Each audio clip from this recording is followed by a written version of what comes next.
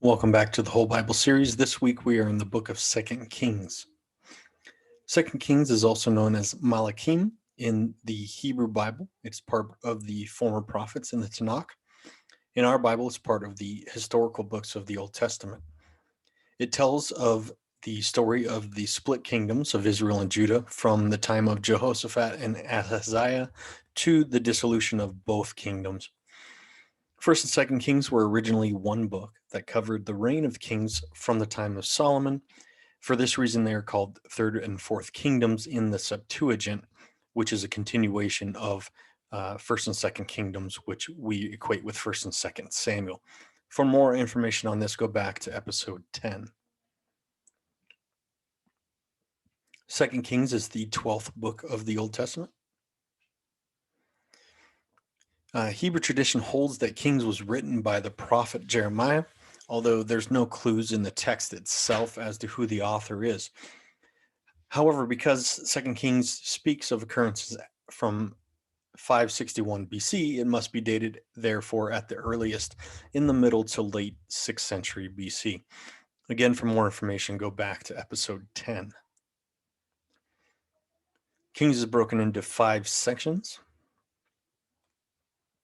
Here we see 2 Kings on the timeline itself, so it actually covers a period of about 300 years.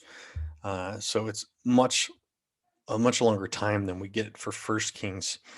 So you can see how much this spans, pretty much from 850 to 550 BC. Where we left off in the end of 1 Kings, Israel had been split by the sin of Solomon into northern and southern kingdoms. Every king of Israel in the north was wicked and served other gods and taught their people to do that same. Judah had both good and wicked kings, but even with the good kings still allowed often for other gods to be worshipped in the land. And so the question that we were left with was, how long will God continue to allow this? The people were obviously breaking his covenant.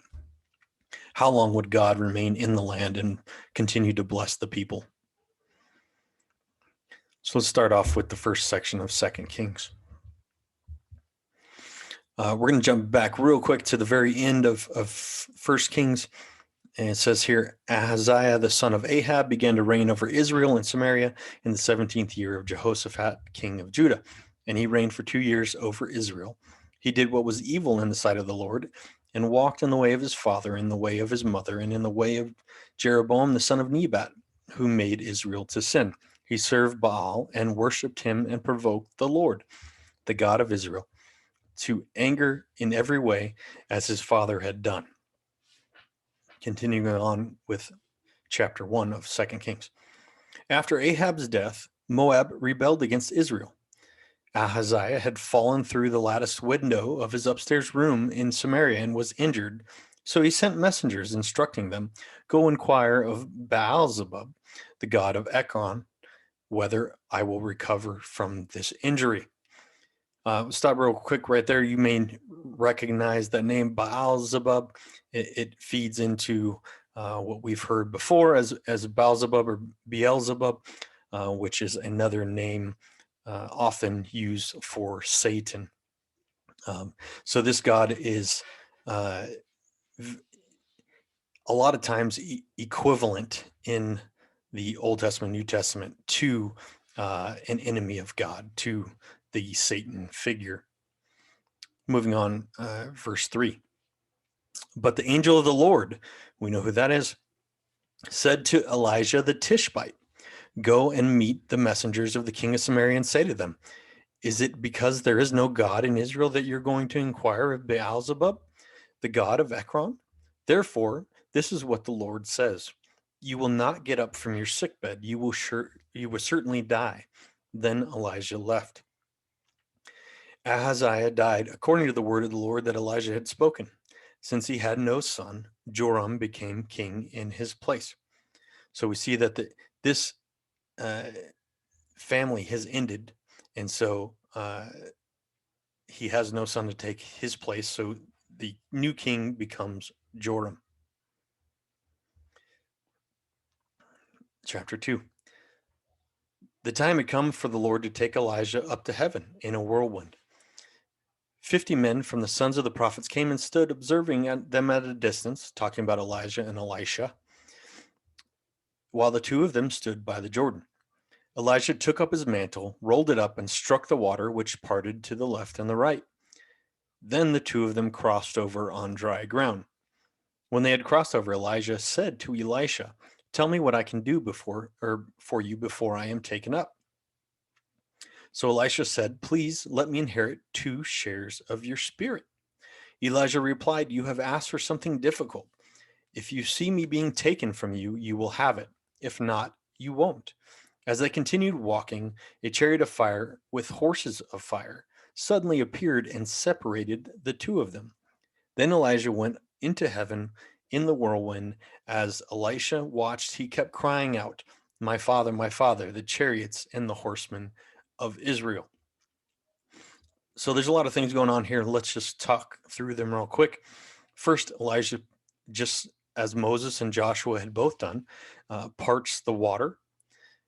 And then we get to this spot here in the yellow where Elisha asks to inherit 2 shares of the spirit of Elijah.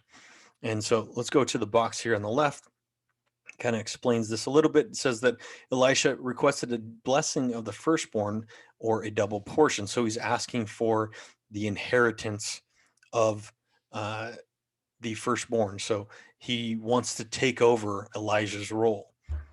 But Elisha wanted spiritual rather than material blessing. He was not asking to be twice as popular as Elijah or perform twice as many miracles.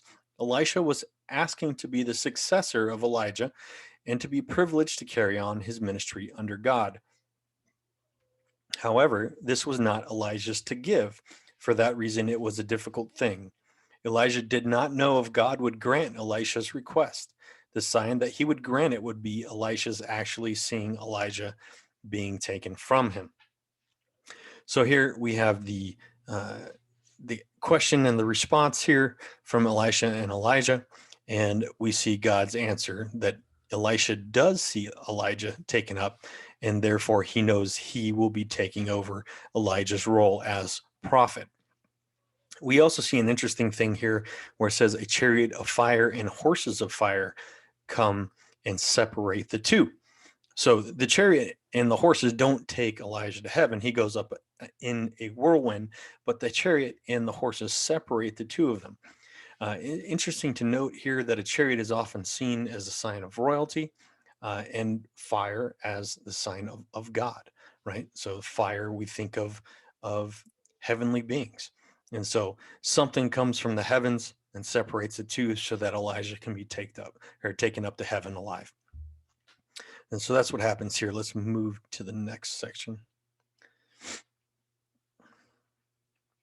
Continuing on in chapter 2. When he could see him no longer, he took hold of his own clothes, tore them in two, talking about Elisha here, picked up the mantle that had fallen off Elijah, and went back and stood at the bank of the Jordan. So he has torn his own clothes in mourning, and he picked up the mantle or the overcoat that Elijah had and put that on instead. He took the mantle of Elijah and had dropped, and he struck the water. "Where is the Lord God of Elijah?" he asked. He struck the water himself, and it parted to the right and the left, and Elisha crossed over. So again, Elisha uses the same mantle and strikes the water, and the water parts for him as well. So this is another confirmation for him that he is to take over Elijah's role. When the son of the prophets from Jericho who were observing saw him, they said, "The spirit of Elijah rests on Elisha." They came to meet him and bowed down to the ground in front of him. The men of the city said to Elijah, "My Lord can now see even through the city's location, even though the city's location is good, the water is bad and the land unfruitful." He replied, "Bring me a new bowl and put salt in it." After they brought him one, Elisha went out to the spring, threw salt in it, and said, "This is what the Lord says, I have healed this water. No longer will death or unfruitfulness rest result from it. Therefore, the water still remains healthy today, according to the word that Elisha spoke. Chapter 3. Joram, son of Ahab, became king over Israel and Samaria during the 18th year of Judah's king Jehoshaphat, and he reigned 12 years. He did what was evil in the Lord's sight, but not like his father and mother, for he removed the sacred pillar of Baal his father had made. Nevertheless, Joram clung to the sins that Jeroboam, son of Nebat, had caused Israel to commit. He did not turn away from them. So thereafter, Moab rebels against Joram and their alliance with Israel. And so Israel and Moab become enemies and begin fighting. And Elisha goes on to perform many signs that the people begin to refer to him as a man of God. So a few of those things are he fixes the contaminated spring by throwing salt in it. We saw that just on the last slide. He also performs a miracle with oil that doesn't run out. He promises a son to a barren woman, and then later on he raises that same son from the dead. And he also purifies a deadly stew by adding flour. Then we get to the story of Naaman. So we're going to park here for a few minutes because this is an important story. Chapter 5. Naaman, commander of the army for the king of Aram, was a man important to his master and highly regarded because through him the Lord had given victory to Aram. The man was a valiant warrior, but he had a skin disease. So Aram here on the map, you see it circled, is also called Syria, or it was later called Syria. And so those two names are conflated in the biblical text. You may see sometimes Aram, you may see sometimes Syria, and depending on which version of the Bible you're reading, it may use one or the other or both. Moving on. Verse 2. Aram had gone on raids and brought back from the land of Israel a young girl who served Naaman's wife. She said to her mistress, "If only my master were with the prophet who was in Samaria, he would cure him of his skin disease." So Naaman went and told his master what the girl of the land of Israel had said. Therefore the king of Aram said, "Go, and I will send a letter to you to the king of Israel." So he went and he took 750 pounds of silver, 150 pounds of gold, and 10 sets of clothing. He brought the letter to the king of Israel, and it read, "When this letter comes to you, note that I have sent to you my servant Naaman for you to cure him of his skin disease." When the king of Israel read the letter, he tore his clothes and asked, "Am I God, killing and giving life, that this man expects me to cure a man of his skin disease? Recognize that he is only picking a fight with me." When Elisha, the man of God, heard that the king of Israel had torn his clothes, he sent a message to the king. "Why have you torn your clothes? Have him come to me, and he will know that there is a prophet in Israel." So Naaman came with his horses and his chariots and stood at the door of Elisha's house. Then Elisha sent a messenger to him who said, "Go wash 7 times in the Jordan, and your skin will be restored, and you will be clean." But Naaman got angry and left, saying, "I was telling myself, he will surely come out, stand and call on the name of the Lord, Yahweh, his God, and wave his hand over the place and cure the skin disease. Aren't Abana and Pharpar, the rivers of Damascus, better than all the waters of Israel? Couldn't I wash in them and be clean?" So he turned and left in a rage. But his servants approached him and said, "My father, if the prophet had told you to do something great, would you not have done it? How much more should you do it when he only tells you to wash and be clean?" So Naaman went and dipped himself in the Jordan 7 times, according to the command of the man of God. Then his skin was restored and became like the skin of a small boy, and he was clean. So here Naaman ends up following Elisha's command, and he is healed. Then Naaman and his whole company went back to the man of God, stood before him, and declared, "I know that there's no God in the whole world except in Israel. Therefore, please accept a gift from your servant." But Elisha said, "As the Lord lives, in whose presence I stand, I will not accept it." Naaman urged him to accept, but he refused. Naaman responded, "If not, please let your servant be given as much soil as a pair of mules can carry, for your servant will no longer offer a burnt offering or a sacrifice to any other god but the Lord Yahweh.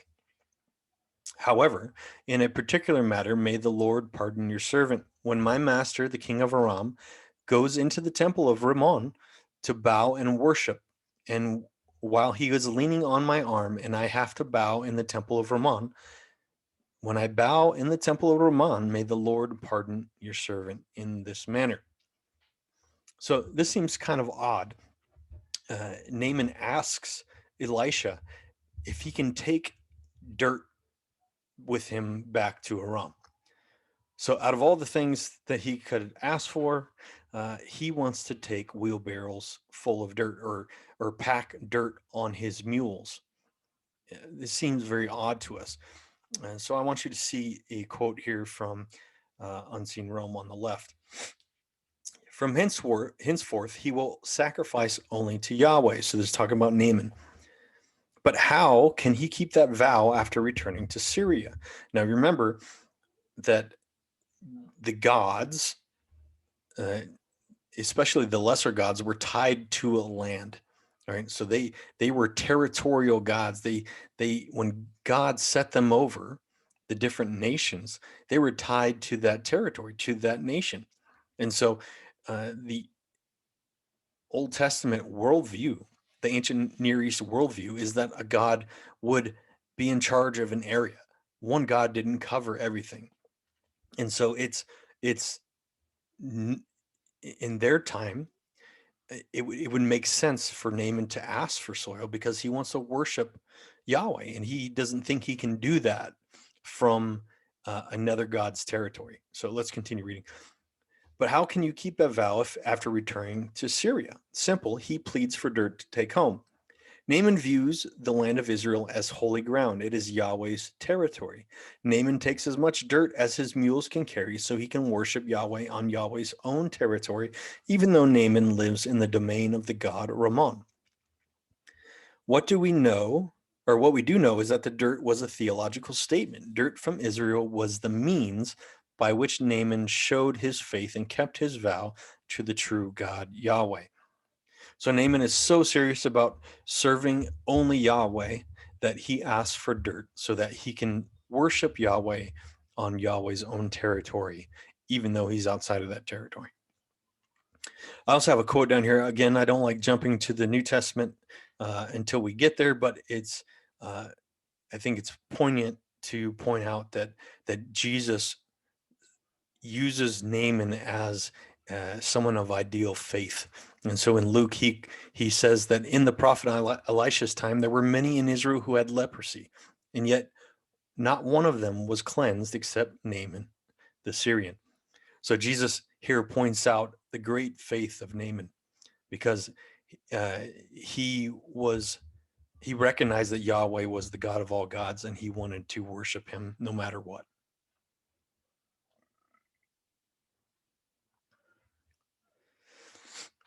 Continue on talking about Elisha. In contrast to Naaman, Elisha's servant then acts wickedly, and Elisha strikes him with leprosy. Elisha then makes an iron axe head float in the river. He also stops an attack from the Arameans. Yahweh then runs the Arameans off during a siege of Samaria. Elisha encounters Hazael, who is the king, is the future king of Syria. And so Elisha encounters this guy in Syria and predicts that he will become king. And so Hazael goes and he murders the king Ben-Hadad and takes the throne. And part of that encounter, Elisha predicts that Hazael will certainly bring pain upon Israel. So let's look at that here in chapter 8, verse 11. "Then he stared steadily at him until he was ashamed. The man of God wept, and Hazael asked, 'Why is my Lord weeping?' He replied, 'Because I know the evil that you will do to the people of Israel. You will set their fortresses on fire. You will kill their young men with the sword. You will dash their children to pieces. You will rip open their pregnant women.'" On to the third section. Continuing on chapter 8. In the 5th year of Israel's king Joram, son of Ahab, Jehoram, son of Jehoshaphat, became king of Judah, replacing his father. He was 32 years old when he became king, and he reigned 8 years in Jerusalem. He walked in the ways of his father of Israel. He walked in the ways of the kings of Israel, as the house of Ahab had done, for Ahab's daughter was his wife. He did what was evil in the Lord's sight. For the sake of his servant David, the Lord was unwilling to destroy Judah, since he had promised to give a lamp to David and his sons forever. In the 12th year of Israel's king Joram, son of Ahab, Ahaziah, son of Jehoram, became king of Judah. Ahaziah was 22 years old when he became king, and he reigned 1 year in Jerusalem. His mother's name was Athaliah, granddaughter of Israel's king Omri. And you remember, Omri was an evil person. Back to verse 27. He walked in the ways of the house of Ahab and did what was evil in the Lord's sight, like the house of Ahab, for his father had married into the house of Ahab. So remember how bad Ahab was, that he had got mixed up with Jezebel, and he was super evil, and God had prophesied through Elijah that he would end his family's reign in the next few generations on the side of Israel. But the kings of Judah also marry into that same line, into the line of Ahab. And so we have evil influence on the Judah side as well. And so we have here 2 evil kings of Judah. Back to verse 28. Ahaziah went with Joram, son of Ahab, to fight against the king Hazael, who we just talked about, of Aram in Ramoth Gilead, and the Arameans wounded Joram. So King Joram returned to Jezreel to recover from the wounds that the Arameans had inflicted on him in Ramoth Gilead when he had fought against Aram's king Hazael. Then Judah's king Ahaziah, son of Jehoram, went down to Jezreel to visit Joram, son of Ahab, since Joram was ill.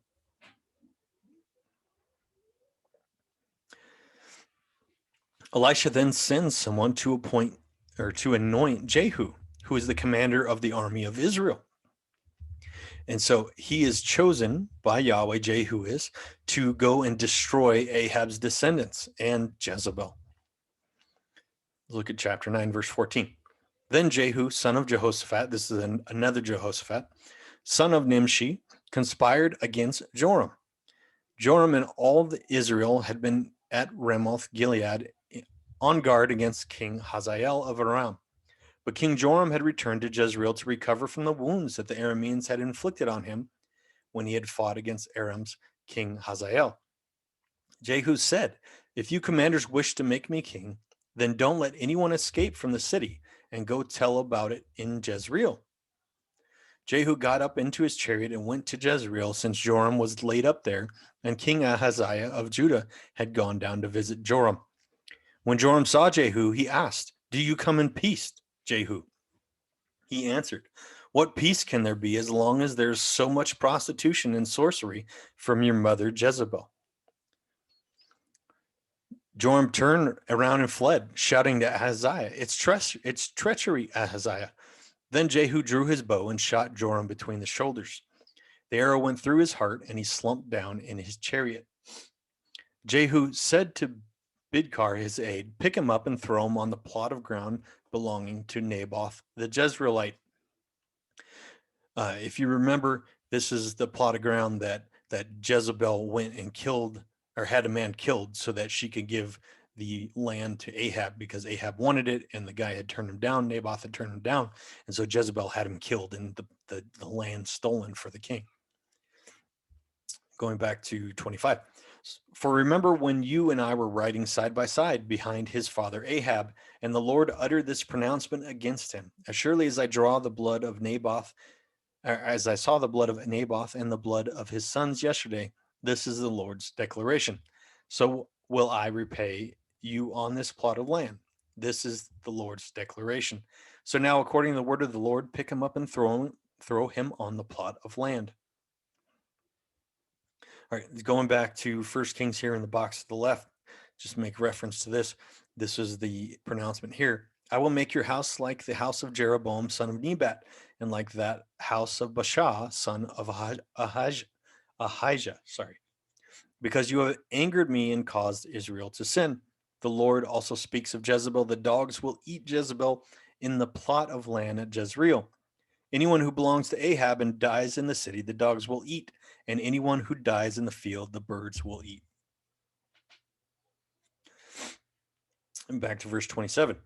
When King Ahaziah of Judah saw what was happening, he fled up the road to Beth Hagan.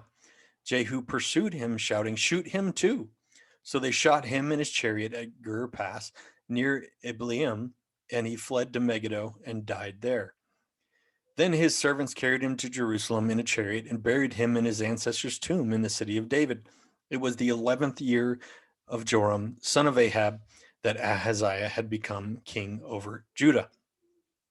So here, God uses Jehu to end the line of Ahab. Ahab's sons will no longer be king, and God will make Jehu king instead.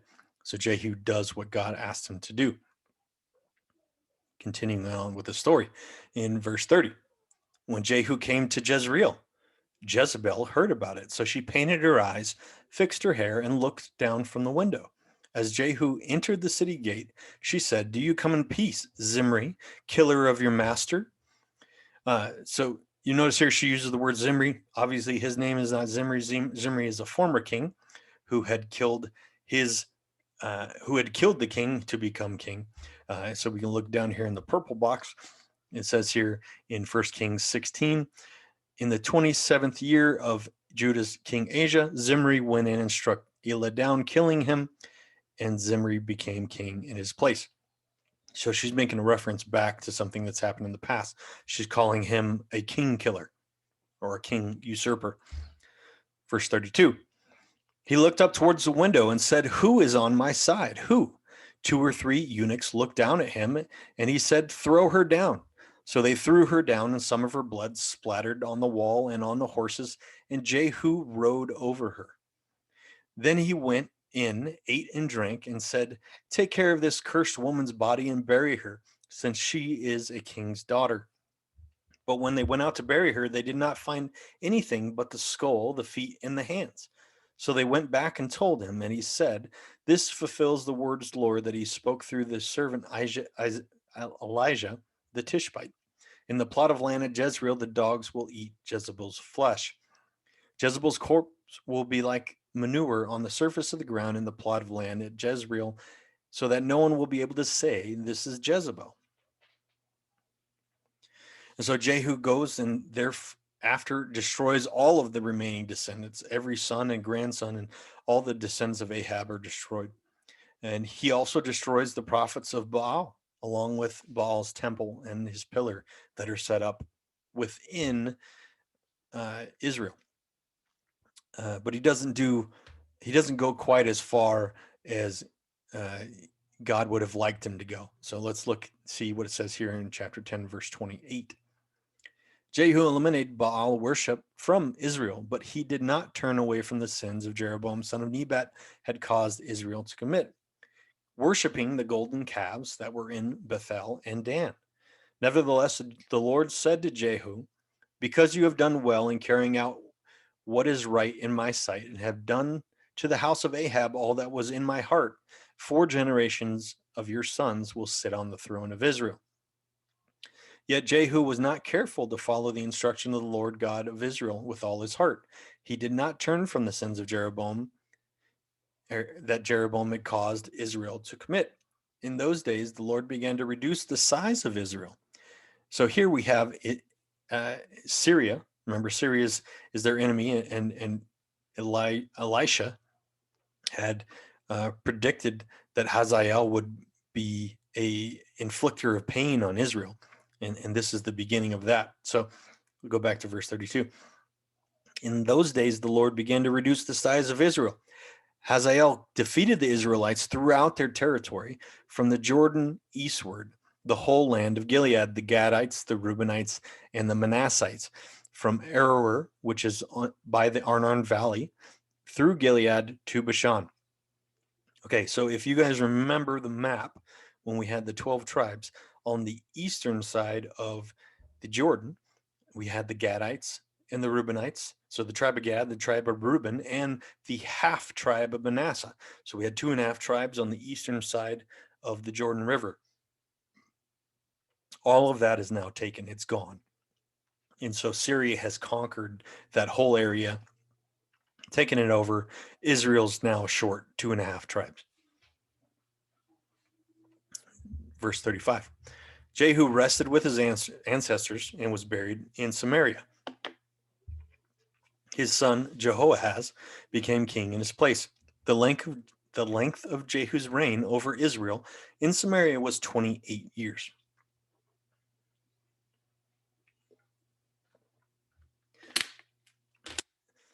So remember, Azariah just got killed by Jehu. After Azariah's mother finds out that Azariah is dead, remember this is also someone who comes from the evil kings of Israel, is his mother. She ends up murdering the rest of the royal family. And only one of Azariah's children, Joash, is taken and hidden. So his sister takes him and hides him away. And 7 years later, the high priest Jehoiada comes and anoints him as king and brings him back to Jerusalem and has Athaliah killed. So we have Athaliah reigning as a queen over Judah for 7 years. Chapter 11, verse 21. Jehoash,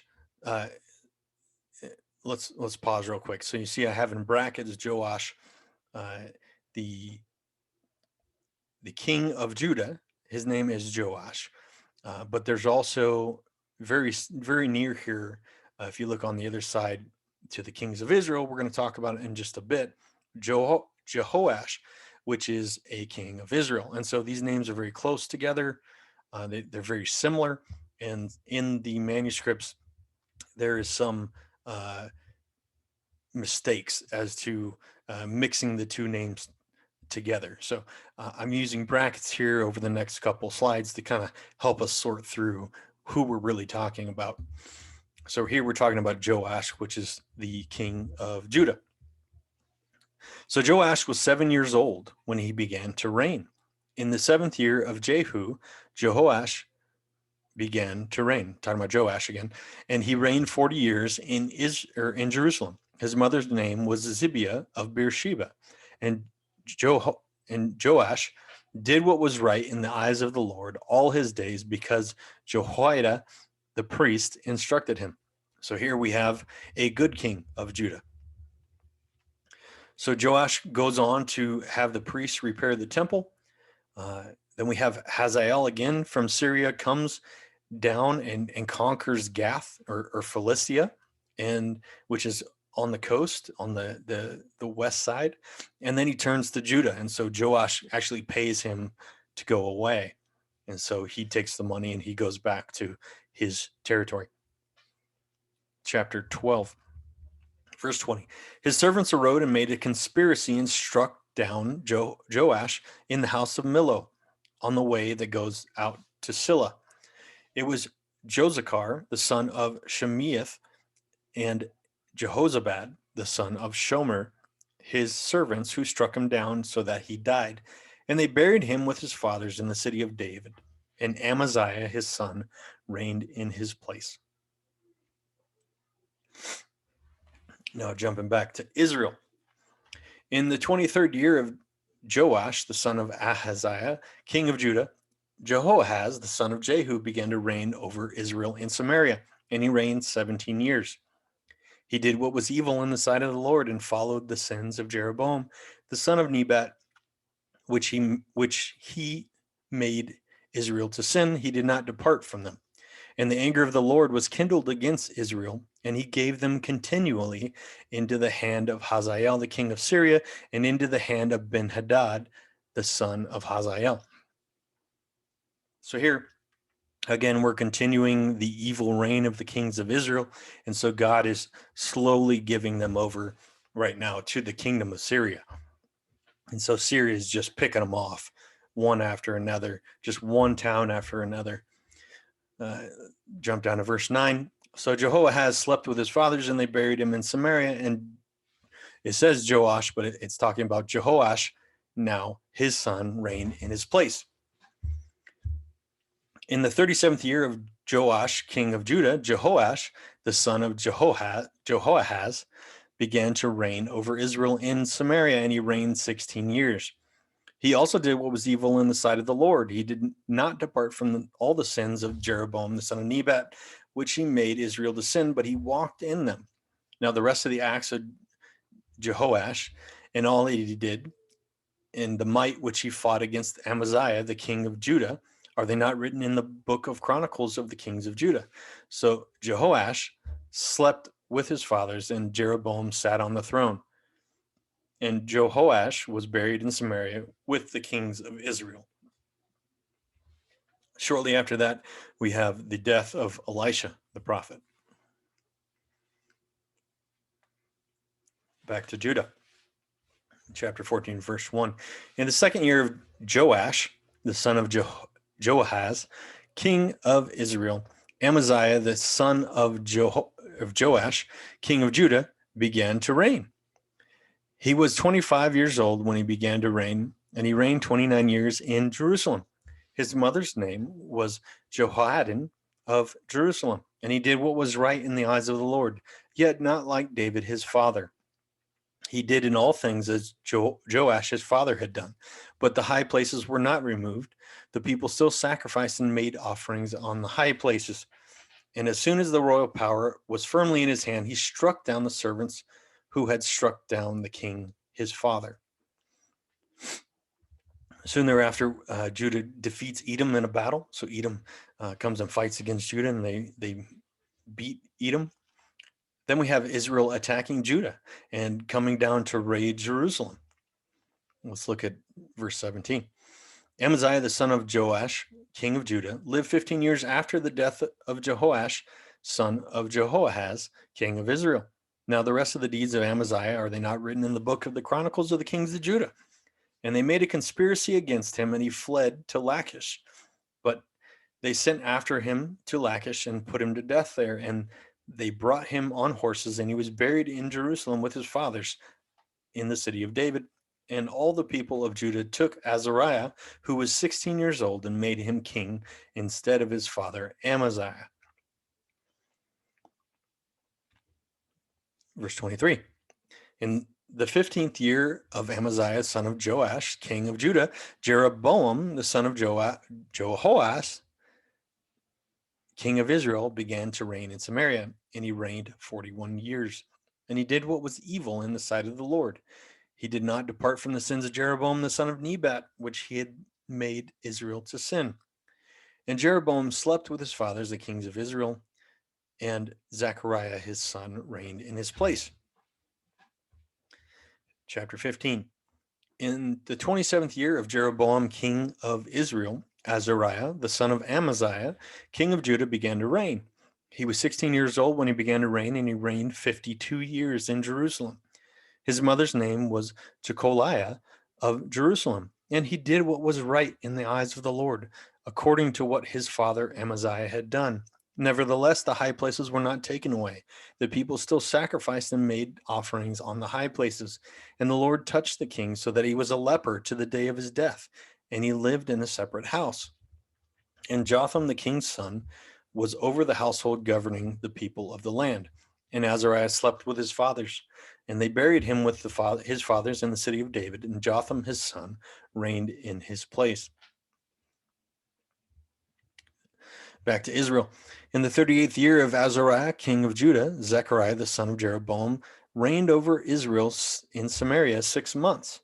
And he did what was evil in the sight of the Lord, as his fathers had done. He did not depart from the sins of Jeroboam, the son of Nebat, which he had made Israel to sin. Shallum, the son of Jabesh, conspired against him and struck him down at Ibleam and put him to death and reigned in his place. This was the promise of the Lord that he had given to Jehu, your son shall sit on the throne of Israel to the 4th generation. And so it came to pass. So Shallum then fulfills what God had said. 4 generations of Jehu would reign, and now that has come to an end. Verse 13. Shallum, the son of Jabesh, began to reign in the 39th year of Uzziah. They're talking about Azariah here, king of Judah. So a lot of these kings have multiple names, or they're known by multiple names, so there is some confusion. I'm trying to make it as clear as possible. And he reigned 1 month in Samaria. So Shallum reigned only 1 month. Then Menahem, the son of Gadi, come up from Tirzah, and came to Samaria, and he struck down Shallum, the son of Jabesh, in Samaria, and put him to death and reigned in his place. Verse 17. In the 39th year of Azariah, king of Judah, Menahem, the son of Gadi, began to reign over Israel, and he reigned 10 years in Samaria. And he did what was evil in the sight of the Lord. He did not depart all his days from the sins of Jeroboam, the son of Nebat, which he had made Israel to sin. And Menahem slept with his fathers, and Pekahiah, his son, reigned in his place. In the 50th year of Azariah, king of Judah, Pekahiah, the son of Menahem, began to reign over Israel and Samaria, and he reigned 2 years. And he did what was evil in the sight of the Lord. He did not turn away from the sins of Jeroboam, the son of Nebat, which he had made Israel to sin. And Pekah, the son of Remaliah, his captain, conspired against him with 50 men of the people of Gilead, and struck him down in Samaria in the citadel of the king's house with Argob and Ariah, and he put him to death and reigned in his place. Verse 27, in the 50th year of Azariah, king of Judah, Pekah, the son of Remaliah, began to reign over Israel in Samaria, and he reigned 20 years. And he did what was evil in the sight of the Lord. He did not depart from the sins of Jeroboam, the son of Nebat, which he had made Israel to sin. In the days of Pekah, king of Israel, Tiglath-Pileser, king of Assyria. So now we have Assyria coming on to onto the page. So you see here on the little map here on the left, Syria was pretty big compared to Israel. Syria had been picking on them and taking over their territory. Well, guess what? There's a bigger, badder bully on the block. And so Assyria now comes into play.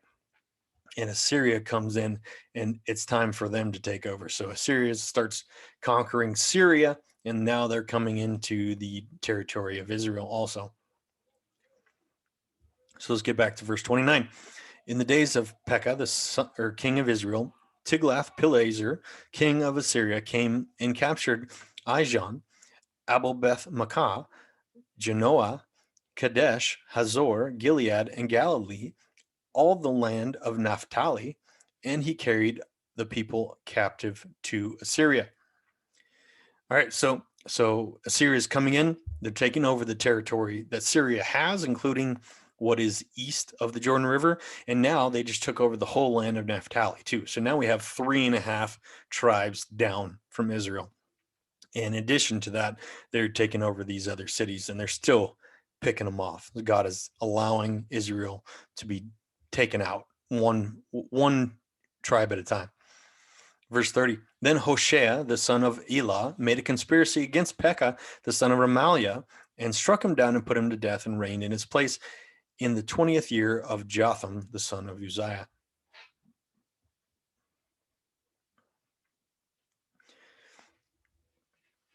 In the 2nd year of Pekah, the son of Remaliah, king of Israel, Jotham, the son of Uzziah, talking about Azariah again, king of Judah, began to reign.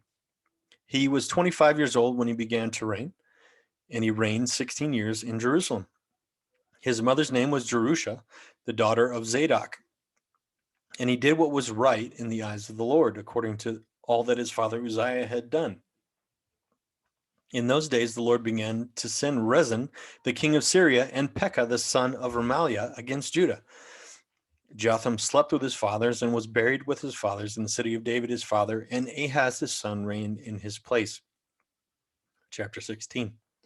In the 17th year of Pekah, the son of Remaliah, Ahaz, the son of Jotham, king of Judah, began to reign. Ahaz was 20 years old when he began to reign, and he reigned 16 years in Jerusalem. And he did not do what was right in the eyes of the Lord, as his father David had done, but he walked in the way of the kings of Israel. So here we find that Ahaz is an evil dude, even going so far as to offering his son and burning his son as an offering to other gods. We then have Syria and Israel come and attack Jerusalem. And instead of fighting back and trying to win the battle, which he doesn't think they can win, he goes and he pays Assyria for help. And Assyria comes and they just kick the crap out of Syria. And Israel runs back home. But in return for that, Ahaz ends up desecrating the temple by building an altar to the Assyrian king's god. And so he builds an altar and they start sacrificing in the temple of Yahweh to the god of Assyria. Verse 20, so Ahaz slept with his fathers and was buried with his fathers in the city of David, and Hezekiah his son reigned in his place. Chapter 17. In the 12th year of Ahaz, king of Judah, Hoshea, the son of Elah, began to reign in Samaria over Israel, and he reigned 9 years. And he did what was evil in the sight of the Lord, yet not as the kings of Israel who were before him. Against him came up Shalmaneser, king of Assyria, and Hoshea became his vassal and paid him tribute. So let's pause there real quick. So in the ancient Near East, there were things known as vassal kings. And so basically what would happen is, let's take this for instance, the king of Assyria brings his army and they come and lay siege to Israel, and they basically give him a choice and say, hey, Israel, you either become a vassal kingdom for us, in which case we'll still let you run your kingdom, but you have to pay us. You have to basically pay me a vig to allow you to keep running your kingdom. So whatever you got to do, if you got to tax your people more, whatever you got to do, you got to pay me, let's say 50% of whatever you bring in. And so that's what a vassal king was. It was somebody who was a king of a territory, but they actually reported to somebody else. And so so Assyria would come in and say, hey, you either do this or we're just going to conquer you and we'll take over. So back to the verse 4, or actually go back to verse 3. So Hoshea becomes a vassal king to Shalmaneser and pays him tribute. Verse 4, but the king of Assyria found treachery in Hoshea, for he sent messengers to So, king of Egypt, and offered no tribute to the king of Assyria as he had done the year before. Therefore, the king of Assyria shut him up and bound him in prison. So the first year, Hoshea pays him off and becomes a vassal king for him. The second year, he tries to weasel out of it, and he runs to Egypt and tries to get Egypt to help him. And Assyria is not putting up with that. So the king of Assyria then takes him and hauls him off to prison. Verse 6.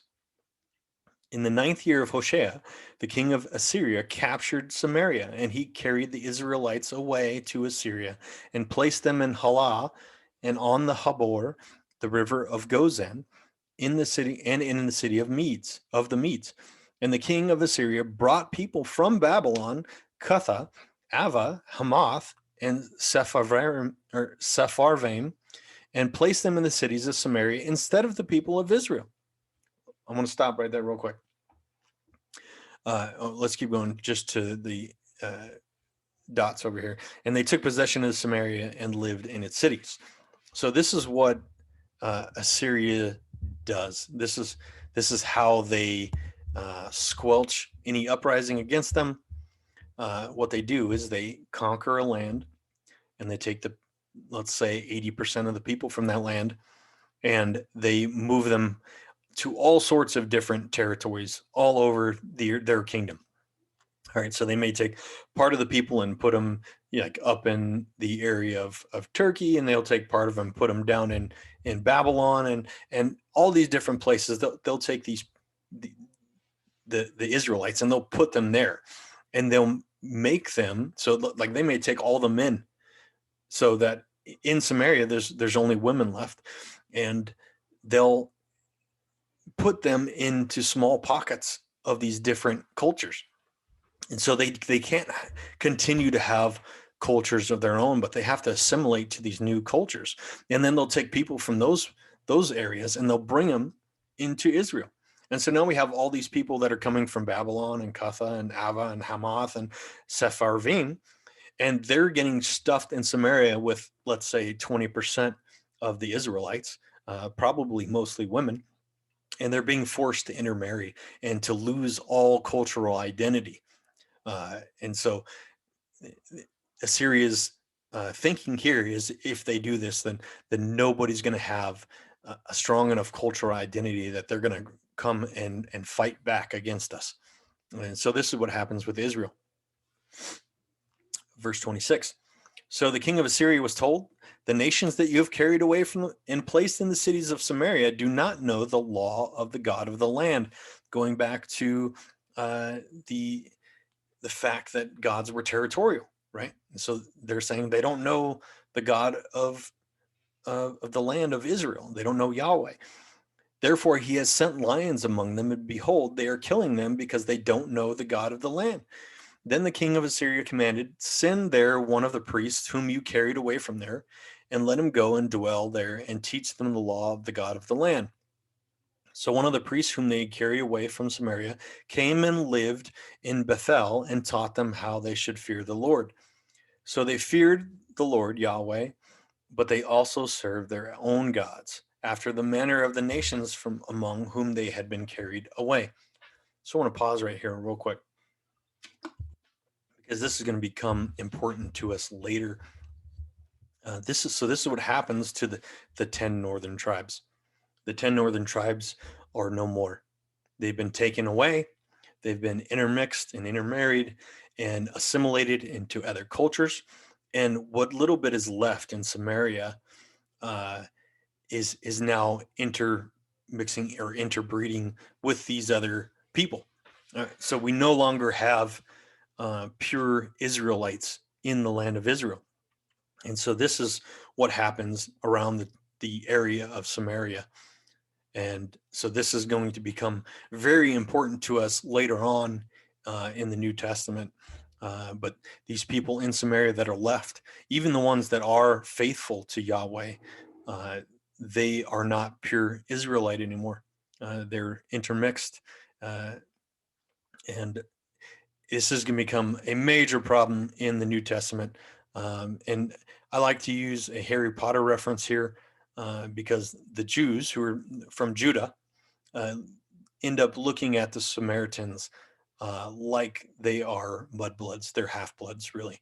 All right, they're part Israelite, but they're part not. And so because of that, they look at them with disgust and don't consider them having the same inheritance that the Jews have in Judah.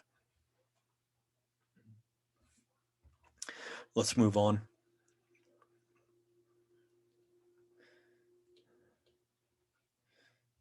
There we go.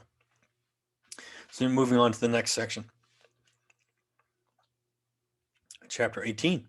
So now Israel's done. So we're going to focus on Judah. Verse 1. In the third year of Hoshea, the son of Elah, king of Israel, Hezekiah, the son of Ahaz, king of Judah, began to reign. He was 25 years old when he began to reign, and he reigned 29 years in Jerusalem. His mother's name was Abi, the daughter of Zechariah. And he did what was right in the eyes of the Lord, according to all that David, his father, had done. He trusted the Lord, the God of Israel, so that there was none like him among all the kings of Judah after him, nor among those who were before him. For he held fast to the Lord. He did not depart from following him, but kept the commandments the Lord commanded Moses. And the Lord was with him wherever he went, and he prospered. He rebelled against the king of Assyria and would not serve him. So after 10 years after Israel has conquered, Assyria then comes and attacks Judah. So they own all of Syria now. They own all of Israel. And now they're coming after Judah, and they're working their way south. And so they lay siege to Jerusalem. And Isaiah then shows up and instructs Hezekiah. So just to give to it, Isaiah is a prophet, and we're going to spend time on Isaiah later when we get to the book of Isaiah.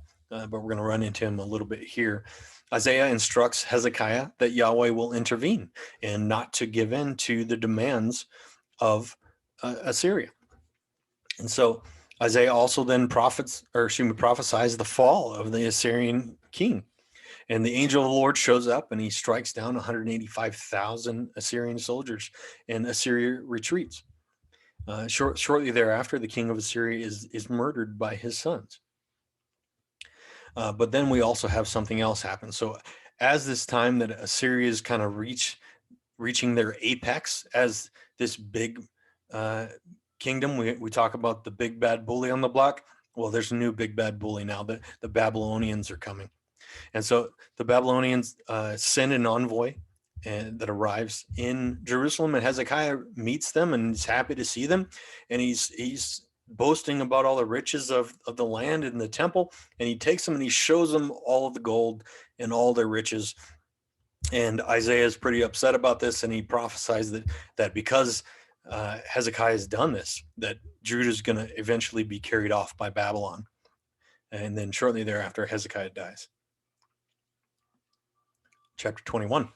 Manasseh was 12 years old when he began to reign, and he reigned 55 years in Jerusalem. His mother's name was Hephzibah, and he did what was evil in the sight of the Lord, according to the despicable practices of the nations with whom the Lord drove out before the people of Israel. For he rebuilt the high places that Hezekiah his father had destroyed, and he erected altars for Baal and made an Asherah, as Ahab, king of Israel, had done, and worshipped all the host of heaven and served them.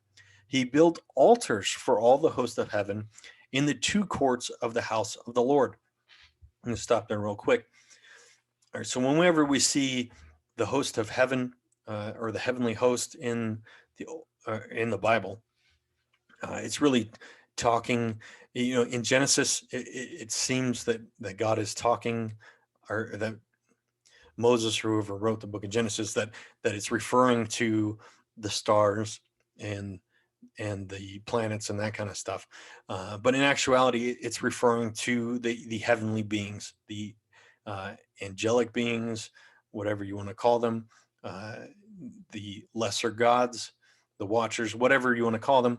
These are the heavenly host. And so here we see that Manasseh's going so far that he's building altars to all these people, to all these angels, or all these, lowercase gods, all these different people. He's building altars and worshiping all of them.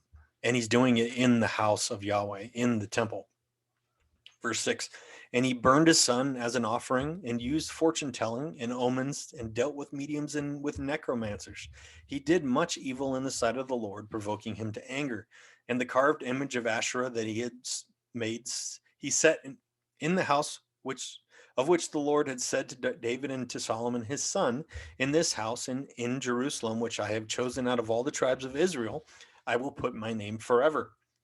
And I will not cause the feet of Israel to wander any more out of the land that I gave their fathers, if only they will be careful to do according to all that I have commanded them, and according to all that the law that my servant Moses commanded them.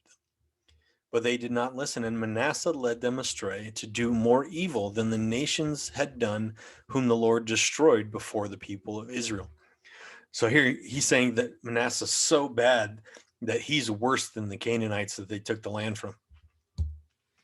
Verse 18, and Manasseh slept with his fathers and was buried in the garden of his house in the garden of Uzzah, and Amon, his son, reigned in his place. Amon was 22 years old when he began to reign, and he reigned 2 years in Jerusalem. His mother's name was Meshullemeth, the daughter of Haraz of Jotbah. And he did what was evil in the sight of the Lord, as Manasseh his father had done. He walked in all the ways which his father walked, and served the idols which his father served, and worshipped them. He abandoned the Lord, the God of his fathers, and did not walk in the way of Yahweh. And the servants of Amon conspired against him, and put the king to death in his house. But the people of the land struck down all those that had conspired against King Amon, and the people of the land made Josiah, his son, king in his place. Now the rest of the acts of Amon that he did, are they not written in the book of Chronicles of the kings of Judah? And he was buried in his tomb in the garden of Uzzah, and Josiah his son reigned in his place. Chapter 22.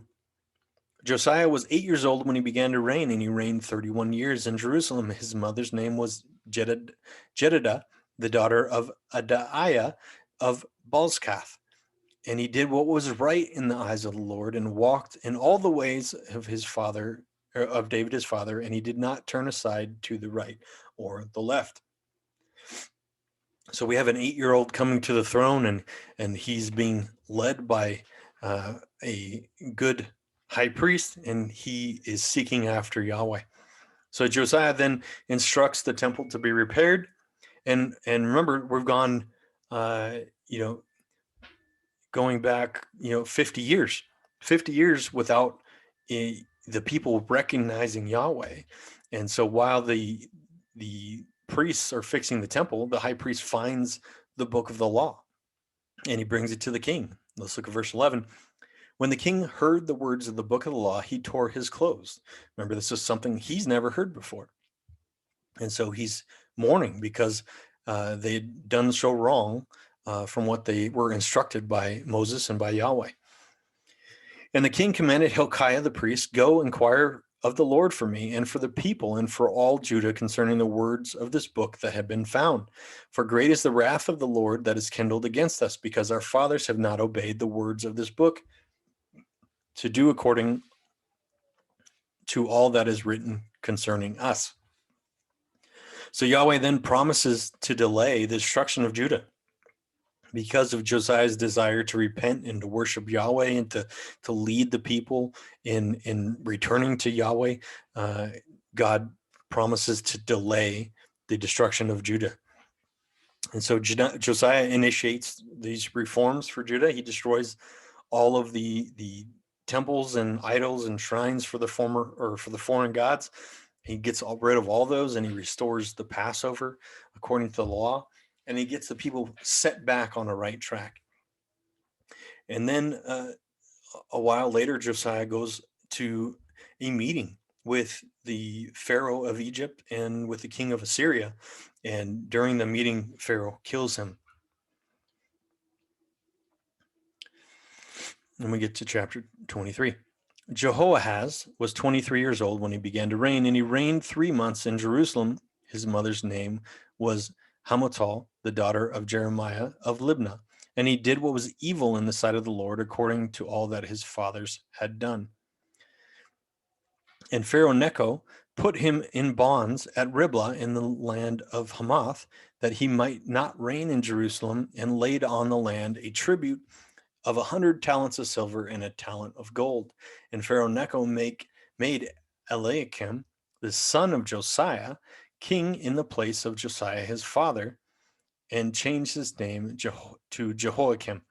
But he took Jehoahaz away, and he came to Egypt and died there. All right, so let me clear that up a little bit. Josiah dies, and his son Jehoahaz comes to the throne, but Pharaoh is very influential right now, and they've basically put Judah in that same vassal kind of state. And Pharaoh is not happy with Jehoahaz, so he takes him and brings him to Egypt basically as a prisoner, and he makes his brother Eliakim king in his stead, but he changes Eliakim's name to Jehoiakim. So that's how we got to where we're at. So let's look at verse 36. Jehoiakim was 25 years old when he began to reign, and he reigned 11 years in Jerusalem. His mother's name was Zebedah, the daughter of Pedaiah of Ramah, and he did what was evil in the sight of the Lord, according to all that his fathers had done. All right, so these two brothers, these two kings, are both evil. And we get to chapter 24. In his days, Nebuchadnezzar, king of Babylon, came up, and Jehoiakim became his servant for 3 years, and then he turned and rebelled against him. All right, so Jehoiakim was a vassal king for Egypt. Well, guess what? The bigger, badder guy comes on scene now. This is Babylon. And so the Babylonians come in, and Nebuchadnezzar king turns him into his vassal king. All right, so that's what we see here. And so we see that Jehoiakim became his servant for 3 years and then turns to rebel against him. And the Lord set against him bands of Chaldeans and bands of the Syrians and bands of Moabites and bands of Ammonites, and sent them against Judah to destroy it, according to the word of the Lord that he had spoke by his servants the prophets. So Jehoiakim slept with his fathers, and Jehoiachin, his son, reigned in his place. And the king of Egypt did not come out again of his land, for the king of Babylon had taken all that belonged to the king of Egypt from the brook of Egypt to the river Euphrates. So here Nebuchadnezzar and his armies of Babylon come in, and they take everything from the brook of Egypt, which is the southwesternmost border of Israel, all the way up to the Euphrates. So basically everything that Assyria and before them Egypt had control of, the Babylonians come in and take over all of that. And the only thing that they don't currently have is the land of Judah, and that's because they have a vassal king in place.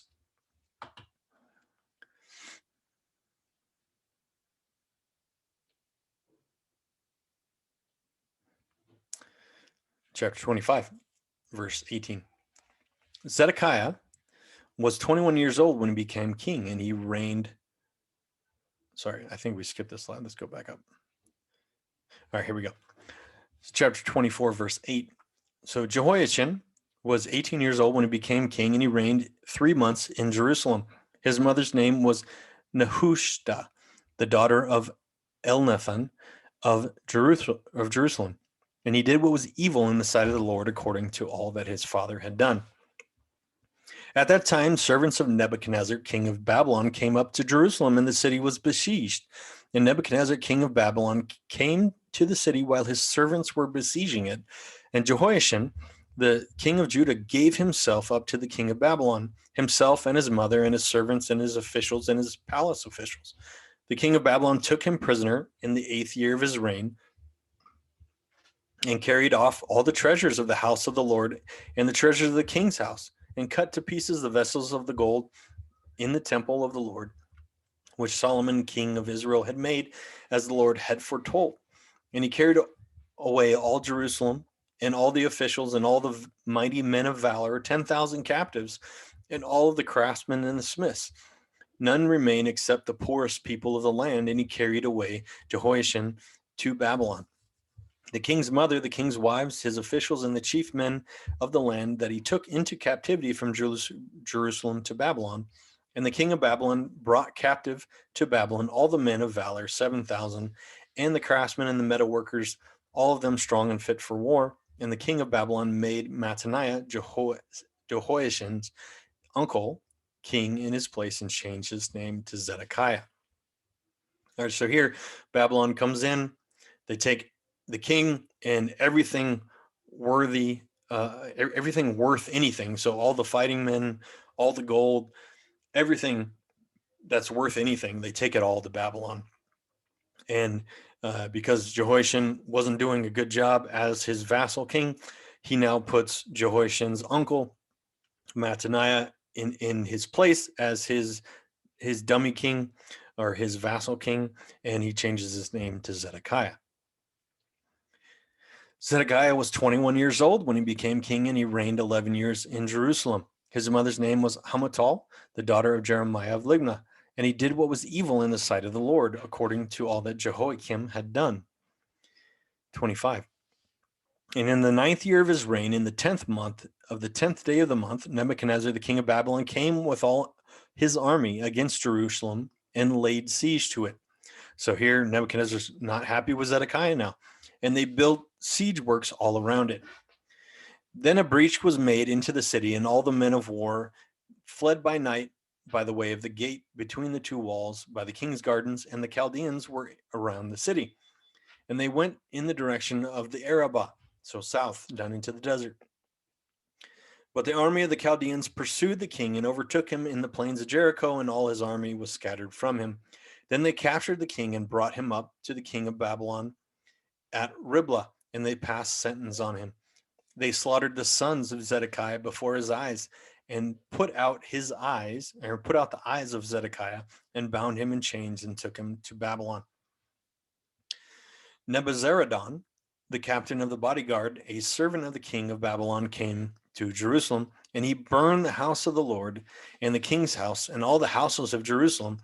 Every great house he burned, and all the army of the Chaldeans who were with the captain of the guard broke down the walls around Jerusalem. But the captain of the guard left some of the poorest of the land to be vine dressers and plowmen. So Judah was taken into exile out of its land. All right, so here we see that Nebuchadnezzar is not happy with Zedekiah. They come in, they take him off the throne, they capture the city, they kill his sons, they put his eyes out and take him off as a prisoner. And then the captain of the guard comes in and they literally destroy the entire city, Jerusalem. All the houses, the walls, the temple, the king's palace, everything is destroyed. And so they take the majority of Judah into captivity, take them into exile, into Babylon, and the only people they leave behind are the poorest of the people who are out doing the farming.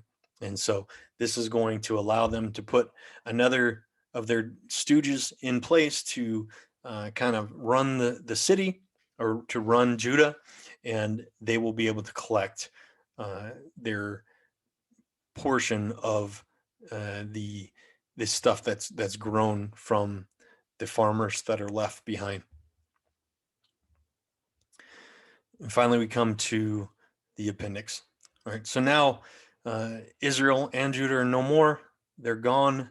The Assyrians have totally wiped out Israel. They've been assimilated into different peoples, but the people of Judah have been taken to Babylon. So they still can keep some of their cultural identity, but now they're being forced to assimilate into the Babylonian culture. So let's get to the end of chapter 25 here. And over the people who remained in the land of Judah, so these are the poor people, Nebuchadnezzar, the king of Babylon, had left. He appointed Gedaliah, the son of Ahikam, son of Shaphan, governor. So he now leaves a governor in place. Now, when all the captains and their men heard that the king of Babylon had appointed Gedaliah governor, they came with their men to Gedaliah at Mizpah, namely Ishmael, the son of Nathaniah, and Johanan, the son of Kareah, and Seraiah, the son of Tanhemeth, the Netophathite, and Jaazaniah, the son of Maacathite. And Gedaliah swore to them and their men, saying, "Do not be afraid because of the Chaldean officials." We've heard the Chaldean thing before, and we'll talk about that in just a minute. Live in the land and serve the king of Babylon, and it shall be well with you. But in the 7th month, Ishmael, the son of Nathaniah, son of Elishama, of the royal family, came with 10 men and struck down Gedaliah and put him to death, along with the Jews and the Chaldeans who were with him at Mizpah. Then all the people, both small and great, and the captains of the forces arose and went to Egypt, for they are afraid of the Chaldeans. So you see the note here on the left. Chaldea is a region of central southeastern Mesopotamia. This is actually where Abraham comes from. He comes from Ur of the Chaldeans. And so this is the area from which Babylon originates. And so the Chaldeans or Chaldea is synonymous with Babylon. So whenever we see the Chaldeans, they're talking about the Babylonians. Verse 27.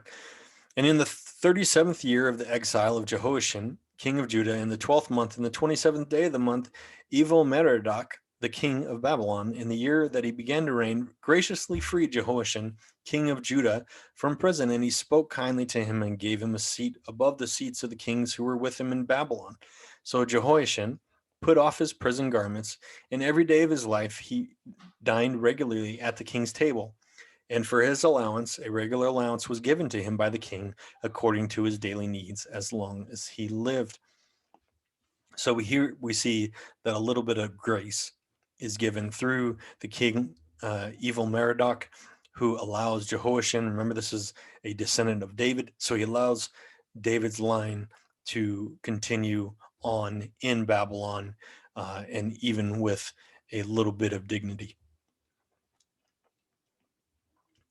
So we get to the end of I should say Second Kings. We get to the end of Second Kings, and we've now found out that the Babylonians are the new big bully on the block. They've crushed the Assyrians. They've crushed the Syrians. They've crushed Judah now and taken Judah off to Babylon.